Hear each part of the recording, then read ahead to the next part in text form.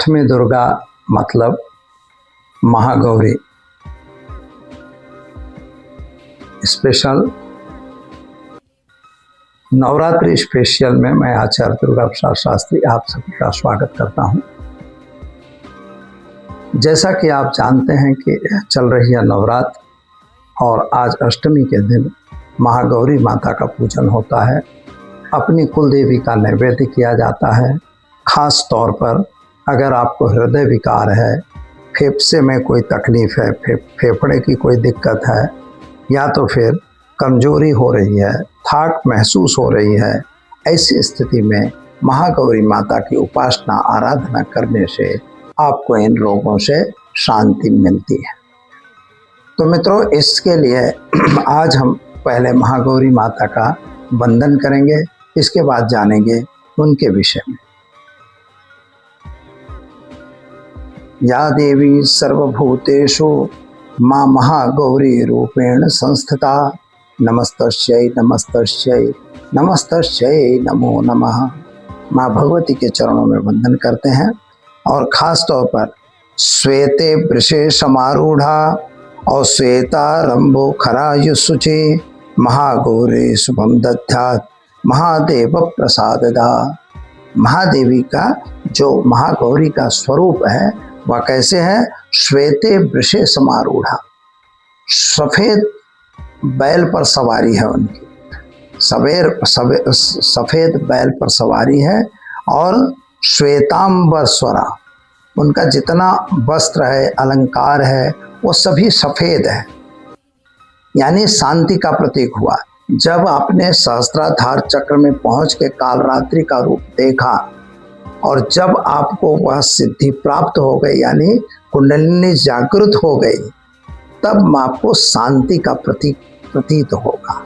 और उस समय जो कालरात्रि स्वरूप था, जो माँ जगदम्बिका शैलपुत्री से लेके शैलपुत्री, ब्रह्मचारिणी, चंद्रघंटा, कुष्मांडा, स्कंद माता, कात्यायनी और कालरात्रि, यहाँ तक का इनका सफर हुआ। तो ऐसी तपस्या के समय माँ भगवती जो कालरात्रि थी कैसी हुई?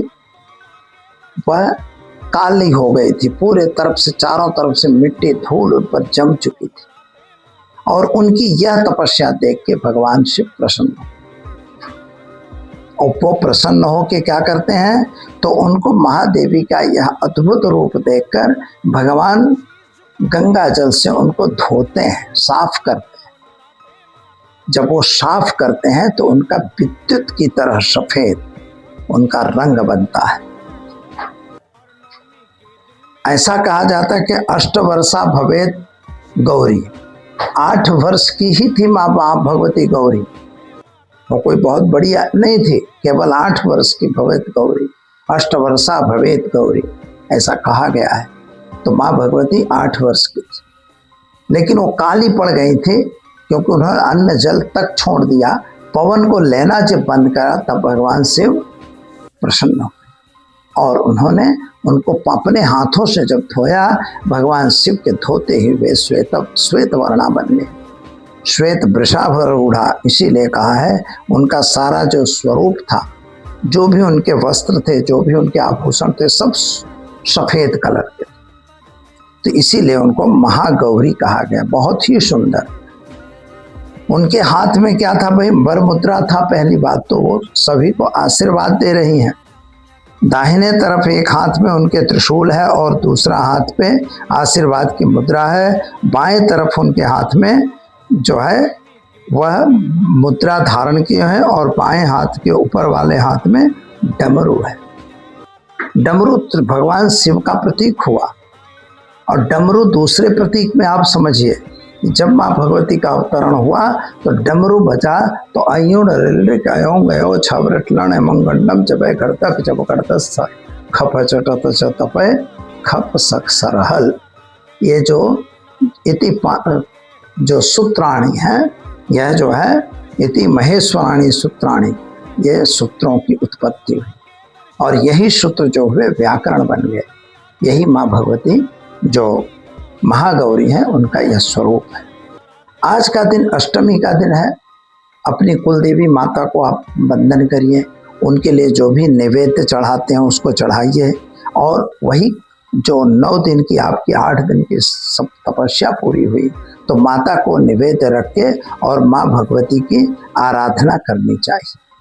पूजन करने के लिए मित्रों सबसे बड़ी, जिसके यहाँ हृदय विकार हो, मैंने पहले भी कहा है अभी कह रहे हैं कि अगर आपके शरीर में कमजोरी है, हृदय का विकार है, फेफड़े में कोई दिक्कत है, किसी भी प्रकार की आंतरिक वीकनेस है, तो आप जरूर माता भगवती की आराधना करिए। मंत्र इसका है, प्रक्रिया तो एक ही है, दूसरी प्रक्रिया नहीं होती। 9 दुर्गाओं का स्थापन करना है, महागौरी का फोटो रखिए, साथ में आप उन पर अबीर गुलाल पुष्प से पूजन करिए। सफ़ेद पुष्प का उपयोग करना है, याद रखिएगा। और सफ़ेद मिठाई का भी उपयोग होगा, टुकड़ा पाक वगैरह है उसका भी सफ़ेद उपयोग होगा। खास तौर से माँ भगवती को सफ़ेद तिल की मिठाई बहुत पसंद है, यानी तिलकुट वगैरह बना के रखना है। घी और गुड़ भी माँ भगवती को दिया जाता है। अखरोट है, नारियल है, ये इनकी दिव्य औषधियाँ हैं। औषधि में माता को तुलसी पसंद है। अब यहाँ एक शब्द और आपको बता दिया जाए कि माँ भगवती को कभी भी तुलसी नहीं चढ़ाई जाती, लेकिन औषधि के रूप में तुलसी का उपयोग किया जाता है। अगर आपको ये हृदय विकार वगैरह हैं तो तुलसी का प्रयोग आप करिए, आपको बिल्कुल ठीक होगा। मंत्र जो है संकल्प लेकर जिस व्यक्ति को दिक्कत हो उनके लिए ऐं ह्रीं क्लीं ओम ऐं ह्रीं क्लीं महागौरी देव्यै नमः, इस मंत्र की 5 माला करिए और व्यक्ति को वही जल पिलाइए। और देखिए आप केवल 21 दिन यह प्रयोग करेंगे, निश्चित ही उस व्यक्ति को आराम होने लगेगा। तो यह प्रयोग जरूर करिए और माता गौरी की कृपा को प्राप्त करिए। आज के दिन जिन लोगों को हवन करना है, हवन इत्यादि भी आप कर सकते हैं। कुछ लोग नवमी को हवन करते हैं, कुछ अष्टमी को, और लिखा हुआ है कि अष्टम्याम च नवम्याम च, आप अष्टमी या नवमी को हवन कर सकते हैं। हवन क्यों किया जाता है इसके बारे में मैं अलग से आपको बताऊंगा। तो दर्शक मित्रों, इस तरह से माँ भगवती महागौरी की पूजा करिए और अपने नवरात्रि का व्रत समापन भी आज कर सकते हैं। लेकिन जो नवरात्रि का व्रत करते हैं, नवमी के दिन अपने व्रत को समाप्त करते हैं। कुछ लोग 10वीं को भी यह व्रत समाप्त करते हैं। सिद्धदात्री माता का क्या है महत्व और क्यों इनकी करनी चाहिए हमें आराधना। 9 दुर्गाओं की वह बात होती है तो शैलपुत्री से लेके और सिद्धदात्री तक 9 देवियों की बात होती है। यह पार्वती माता के अलग अलग स्वरूप हैं और यही अलग अलग शक्ति के भी स्वरूप हैं। और यही अलग अलग हम जितने भी नवग्रह हैं तो नवग्रहों का भी इन्हीं से लेन देन होता है। खास तौर पर आपको बता दिया जाए कि केतु नाम के ग्रह की जो देवी हैं वह भी सिद्धदात्री देवी है। यहाँ पर मोक्षप्रद देवी की बात हो तो सिद्धदात्री का नाम आता है। खास तौर पर यहाँ एक चीज़ देखी जाती है कि माँ भगवती आपके किसी भी प्रकार की तकलीफ हो, कमजोरी हो, बुद्धि का विकार हो, बुद्धि में तकलीफ हो, विद्यार्थियों के लिए भी अगर कोई संकट है तब भी, खास तौर पर अस्थमा जैसे जो मिर्गी वगैरह आती हैं, ऐसी बीमारियों में भी माता सिद्धदात्री की आराधना आपको बहुत अच्छा फल दे सकती है। तो चलिए हम पहले माँ भगवती की स्तुति करते हैं, इसके बाद जानते हैं इनके अलौकिक रूप। तो दर्शक मित्रों, सबसे पहले माँ भगवती की आराधना। या देवी सर्वभूतेषु माँ सिद्धदात्री रूपेण संस्थिता, नमस्तस्यै नमस्तस्यै नमस्तस्यै नमो नमः। माँ भगवती सिद्धदात्री के चरणों में वंदन कर और शुरू करेंगे हम आज की किस तरह से माँ भगवती हमें हेल्पफुल है, कैसी मदद कर रही है और आपको किस तरह से इनकी स्तुति या इनकी मंत्र जाप करने चाहिए। यहाँ पर सिद्ध गंधर्व यक्षय अधरे सुरे सुर असुरे अपि, सुर और असुर दोनों, यक्ष और गंधर्व दोनों माँ भगवती की प्रार्थना करते हैं, उनकी स्तुति कर रहे हैं। तीसरी बात है सेव्यमाना सदा भूयात् सिद्धदा सिद्धदात्री, सेव्यमाना, जो बड़े बड़े ऋषि लोग हैं जिनकी सेवा की है और सेवा करने के बाद ही उनके पास सिद्धि की प्राप्ति हुई है। तो अगर आप भी सिद्धि प्राप्त करना चाहते हैं तो माँ भगवती की कृपा प्राप्त करने के लिए माँ भगवती का आराधन आपको करना जरूरी है।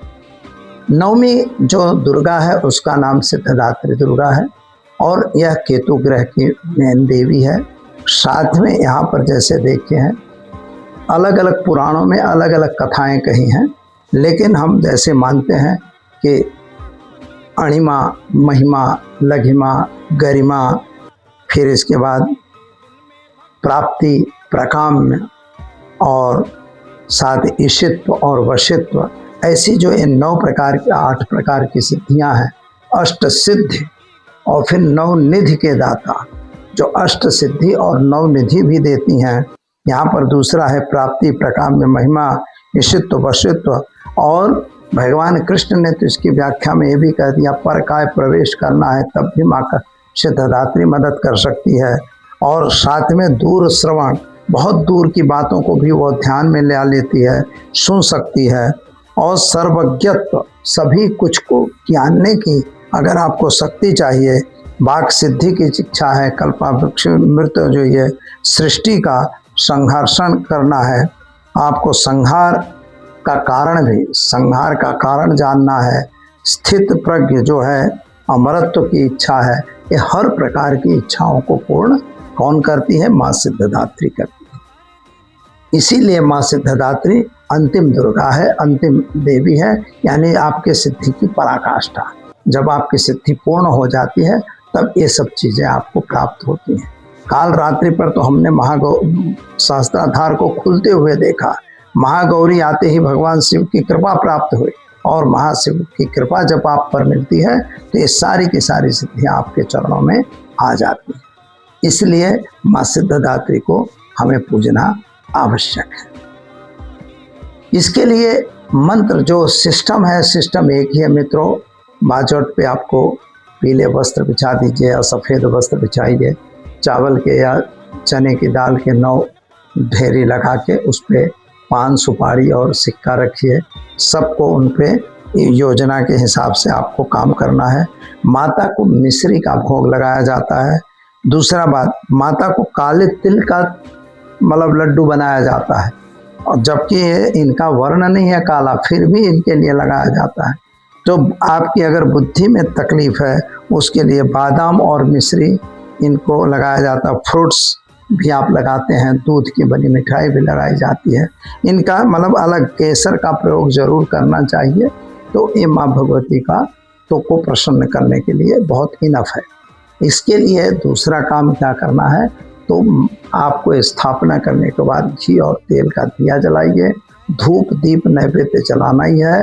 साथ में आपको क्या करना है, तो ओम ऐं ह्रीं क्लीं सिद्धदात्री देव्यै नमः, इस मंत्र की आपको 5 माला करनी है। और जिसको भी मस्तिष्क का विकार है या किसी भी प्रकार का विकार है, वीकनेस वगैरह हैं, तो उनको जरूर आप दूध अभिमंत्रित करके दे सकते हैं। अगर उनको देंगे तो इससे उनके अंदर की जो शक्ति है उस शक्ति का विकास अपने आप होने लगेगा। दूसरा भी मंत्र है, या देवी सर्वभूतेषु माँ सिद्धदात्री रूपेण संस्थिता नमस्तस्यै नमस्तस्यै नमस्तस्यै नमो नमः। यह मंत्र भी आप जप सकते हैं, लेकिन इसका मूल मंत्र जो है ओम ऐं ह्रीं क्लीं सिद्धदात्री देव्यै नमः, बस इस मंत्र को आप करिए। तो मित्रों, ये तो हमने आपको बताया किस तरह से आप अपनी तकलीफ को माँ भगवती को सुना सकते हैं। आज के दिन भी कई जगहों पे हवन किया जाएगा। हवन के साथ माँ भगवती को चढ़ावा चढ़ाया जाएगा, उनका नैवेद्य वगैरह दिए जाएंगे, और नैवेद्य वगैरह दे के माता का विदाई भी आज भी कर सकते हैं और कल भी। कुछ लोग आज पूरी रात रखेंगे और सुबह में उनका विसर्जन कर सकते हैं, यानी माता सरस्वती का पूजन और विसर्जन दोनों काम किया जाएगा। तो दर्शक मित्रों, करिए आप भी माँ की आराधना और रहिए सुखी, रहिए संपन्न। दीजिए मुझे इजाजत, मिलेंगे फिर। जय माता जी। Thanks for watching UP News. like and comment, and don't forget to subscribe for latest updates. Subscribe our channel.